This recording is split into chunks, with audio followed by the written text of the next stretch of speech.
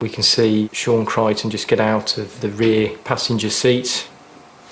Quite clearly the two of them there stood in their winter jackets, winter hats, flat caps.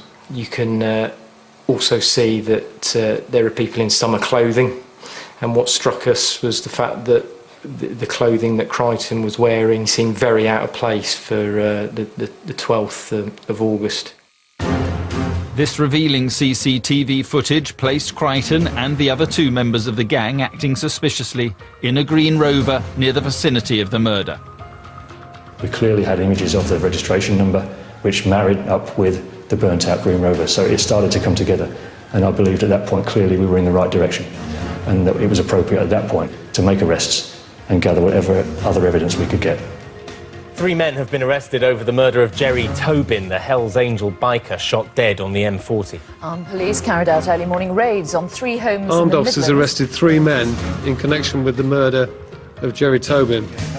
The men have been taken to a police station in Warwickshire. After raiding 3 properties in Coventry and Nuneaton. The biker was shot while riding his bike as he was travelling on the M40 10 days ago.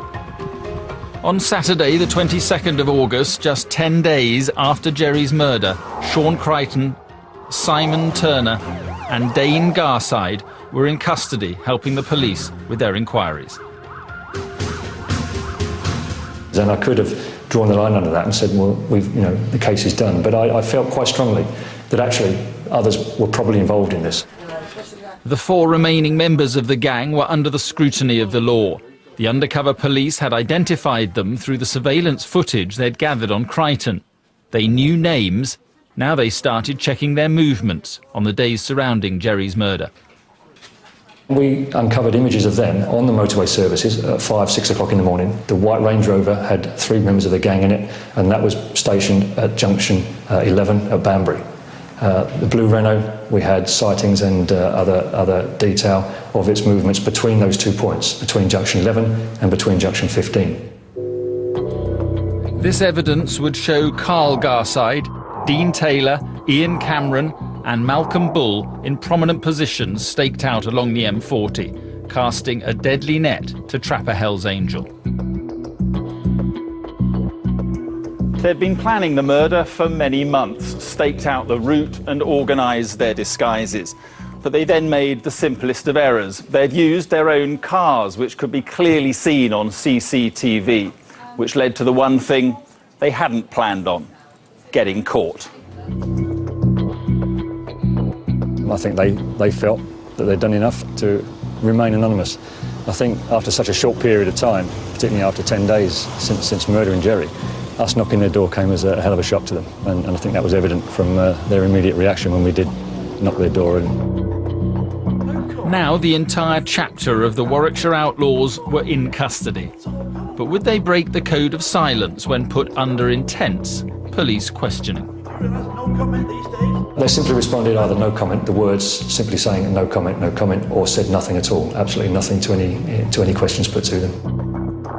After 40 hours of constant questioning, 6 members of the gang remained silent. Where were you at 1 o'clock on that Sunday afternoon? No comment. And who were you with? No comment. How had you left the house that day? No comment.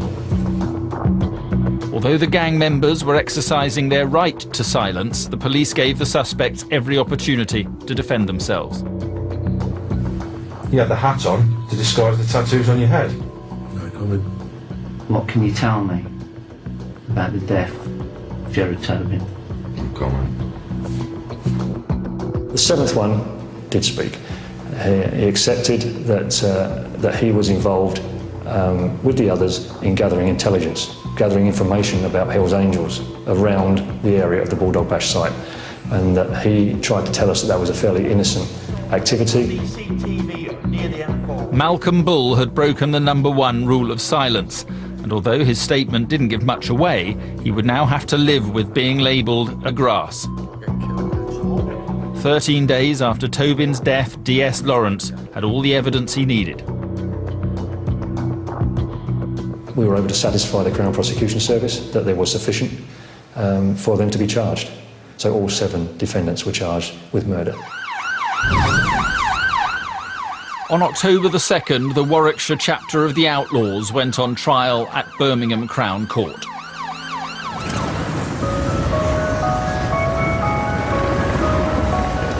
The city would be brought to a standstill as the Outlaws rode into town.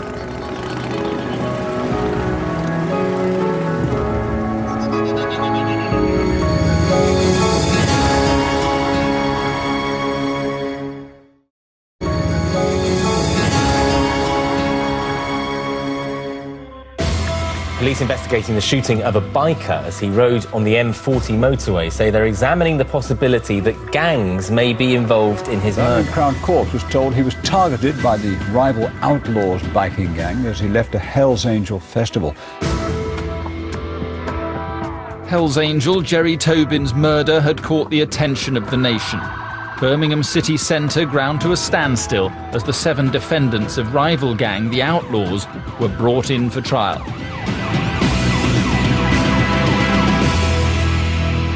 Certainly at the beginning of the trial, there were hundreds of members of the Outlaws motorcycle gang who would come into the city and stand outside. They tried to get inside the court, but only a small number were allowed to do so. But the remainder stood outside and, to be fair, were fairly intimidating to people passing by. For fear of retaliation from the Hells Angels, a grand-scale armed police operation was put into place to protect the city of Birmingham from an all-out biker war. It was almost as if the police were transporting a mixture of Hannibal Lecter and the Yorkshire Ripper. Nobody had ever seen anything like it. We knew that it was a volatile situation. We weren't sure whether Hells Angels intended to also attend the trial. We felt, had they done so, there could have been some quite serious confrontations. But the Hells Angels kept their distance from the trial, and the anticipated confrontation outside the court never materialised. Everybody was kept well back, and then the sirens would start and the blue lights would appear, and this great motorcade would come sweeping into the city, police cars at the front and rear, and a prison van in the middle with lights on itself, and they would be swept into the courtroom, straight into an underground entrance, and then the gates would slam shut, and the accused would be led up to the dock. A dramatic announcement on the first day of the trial. Sean Crichton, leader of the Outlaws, had written a letter to the prison governor of Her Majesty's Prison Woodhill, wanting to change his plea.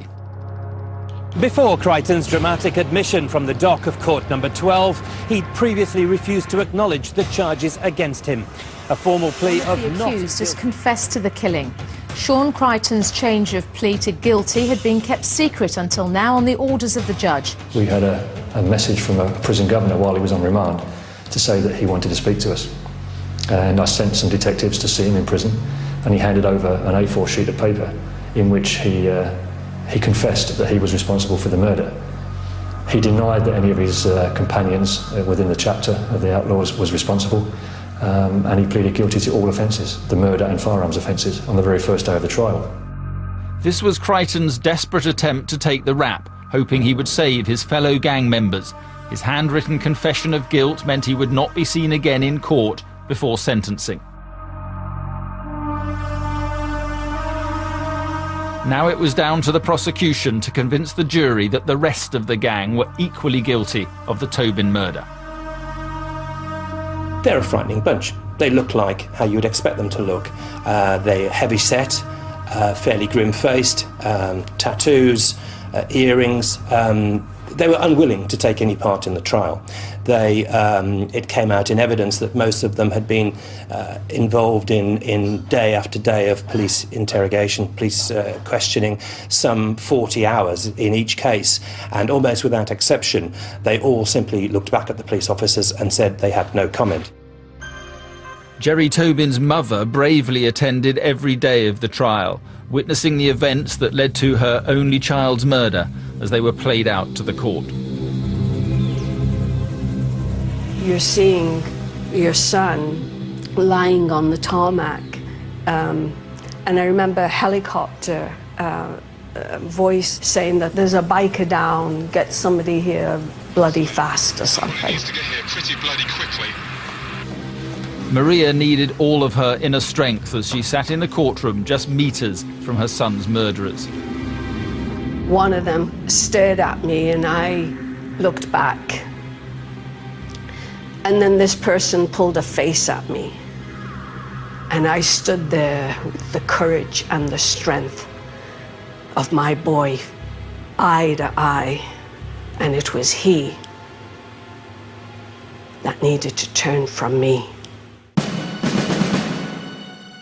Maria watched intently as the prosecution's case against the 6 defendants mounted.